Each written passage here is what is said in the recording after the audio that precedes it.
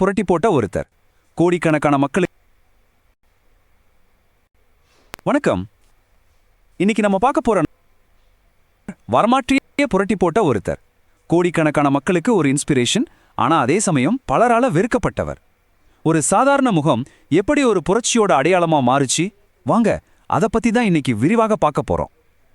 இந்த போட்டோவை நீங்க எங்கேயாச்சும் கண்டிப்பா பார்த்திருப்பீங்க இல்லையா? டிஷர்ட்ல, போஸ்டர்ல, ஏன் உலகத்துல எங்க போராட்டம் நடந்தாலும் அங்க இந்த முகம் இருக்கும். இது கிளர்ச்சியோட ஒரு உலகளாவே சின்னமா மாறிடுச்சு. சொல்லப்போனா இது வெறும் ஒரு போட்டோ இல்ல, 20ஆம் நூற்றாண்டோட ஒரு முக்கியமான அடையாளம்னே சொல்லலாம். சரி, இந்த அளவுக்கு பிரபலமான இந்த சின்னத்துக்கு பின்னாடி இருந்த உண்மையான மனிதர் யார்? இந்த விளக்கத்துல நாம் அந்த புகழ்பெற்ற அடையாளத்தை கொஞ்சம் ஒதுக்கி வச்சுட்டு அந்த மனிதரோட பயணம் எப்படி இருந்துச்சு, அவரை உருவாக்கின அந்த உலகம் எப்படி இருந்துச்சுன்னு புரிஞ்சுக்க முயற்சி பண்ணலாம். வாங்க நம்ம கதையோட பகுதிக்குள்ள போகலாம். அவரோட ஆரம்பகால வாழ்க்கை எப்படி இருந்துச்சு, அதுக்கப்புறம் அவர் எப்படி ஒரு புரட்சியாளரா மாறினார்னு பார்க்கலாம். சே அப்படின்னு உலகம் முழுக்க தெரியறதுக்கு முன்னாடி அவரோட பேரு எர்னஸ்டோ குயரா டி லா செர்னா. அர்ஜென்டினாவை சேர்ந்த ஒரு மருத்துவ மாணவர். அவரோட ஆர்வம் எல்லாம் மக்களை குணப்படுத்துறதுல தான் இருந்துச்சு. ஆமாங்க, அவர் ஒரு டாக்டரா தான் பயிற்சி எடுத்தாரே தவிர புரட்சியாளரா இல்ல. இந்த டைம்லைன் பாருங்க, அவரோட வாழ்க்கையில நடந்த அந்த வேகமான வியக்க வைக்கிற மாற்றத்தை இது காட்டுது. ஒரு இளம் டாக்டரா லத்தீன் அமெரிக்காவை சுத்தி பார்க்க ஆரம்பிச்ச பயணம் அவரை எப்படி ஒரு புரட்சிகர தளபதியா அப்புறம் கியூபாவோட தொழில்துறை அமைச்சரா மாத்துச்சுன்னு பாருங்க.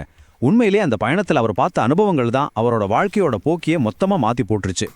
அவர் ஏன் இவ்வளோ தீவிரமான ஒரு முடிவு எடுத்தார்? அதுக்கு முக்கியமான காரணம் அவர் பார்த்த அந்த உலகம்தான். அந்த புரட்சியாளரை புரிஞ்சுக்கணும்னா முதல்ல அவர் வாழ்ந்த உலகத்தை நாம புரிஞ்சுக்கணும். 19 மடங்கு யோசிச்சு பாருங்க. அந்த நேரத்துல லத்தீன் அமெரிக்காவில் இருந்த வருமான ஏற்றத்தாழ்வு இது. அதாவது டாப்ல இருக்கிற 20% பணக்காரங்க கீழே இருக்கிற 20% ஏழைகளை விட 19 மடங்கு அதிகமா சம்பாதிச்சாங்க. இந்த ஒரு நம்பர் போதும் அங்க நிலைமை எவ்வளவு மோசமா இருந்துச்சுன்னு புரிஞ்சுக்க. குவேரா தன்னோட பயணத்துல என்னென்ன விஷயங்களை பார்த்தாருன்னு இங்க பார்க்கலாம். எங்க பார்த்தாலும் கடுமையான வறுமை, பொருளாதாரத்தை எல்லாம் வெளிநாட்டு சக்திகள் தான் கட்டுப்படுத்திட்டு இருந்தாங்க. அரசாங்கங்கள் எல்லாம் அடக்குமுறையை கையாண்டாங்க. இந்த மாதிரி சமூக அநீதிகளையும் அமைப்பு ரீதியான பிரச்சனைகளையும் நேர்ல பார்த்தது தான் அவரோட கோபத்தையும் புரட்சிகரமான சிந்தனைகளையும் தூண்டுச்சு.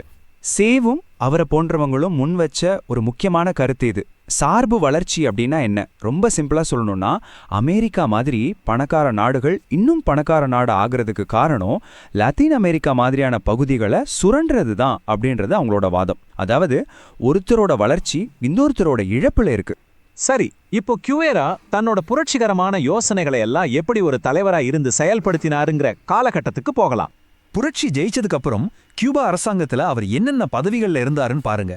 அவர் வெறும் ஒரு கொரில்லா வீரர் மட்டும் இல்ல, நாட்டோட சென்ட்ரல் பேங்க் தலைவர், தொழில்துறை அமைச்சர், அது மட்டும் இல்லாம சர்வதேச அளவுல கியூபாவோட ஒரு முகமாவும் இருந்தார். அவரோட செல்வாக்கு பல துறைகள்ல பரவி இருந்துச்சு.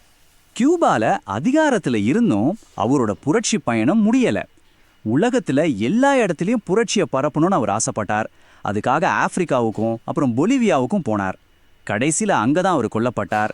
இது அவரோட கடைசி மூச்சு வரைக்கும் புரட்சி மேல அவர் வச்சிருந்த அந்த அசைக்க முடியாத நம்பிக்கையை காட்டுது. இப்போ நாம ஆரம்பிச்ச இடத்துக்கே திரும்ப வருவோம். அந்த புகழ்பெற்ற சின்னத்தை மறுபடியும் பார்க்கலாம்.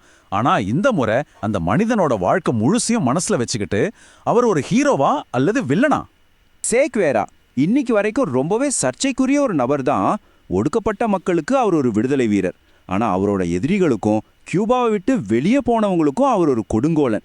பாருங்க, ஒரே நபருக்கு 2 முகம், ஒன்னு விடுதலையோட சின்னம், இன்னொன்னு வன்முறையோட அடையாளம்.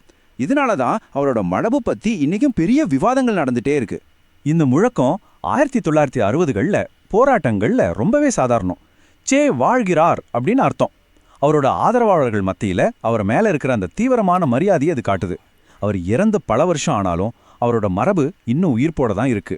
பாருங்க, அவரோட மரபுங்கிறது வெறும் பழங்கதை இல்ல. மெக்சிகோல இருக்கிற ஜபாடிஸ்டா இயக்கம், வெனிசுவேலா, பொலிவியா மாதிரியான நாடுகள்ல இருக்கிற இடதுசாரி அரசாங்கங்கள்னு பல நவீன அரசியல் இயக்கங்கள் இன்னைக்கும் சேவோட உருவத்தையும் கொள்கைகளையும் ஏத்துக்கிட்டு தான் இருக்காங்க. இதுவே அவர் இன்னைக்கும் எவ்வளோ முக்கியமானவரா இருக்காருன்னு காட்டு. கடைசியா ஒரு கேள்வியோட இதை முடிச்சுக்கலாம்.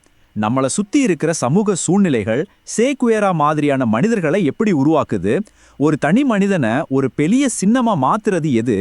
அந்த மனிதனோட குணங்களா இல்ல அவர் வாழ்ந்த காலத்தோட தவிர்க்க முடியாத சூழ்நிலைகளா?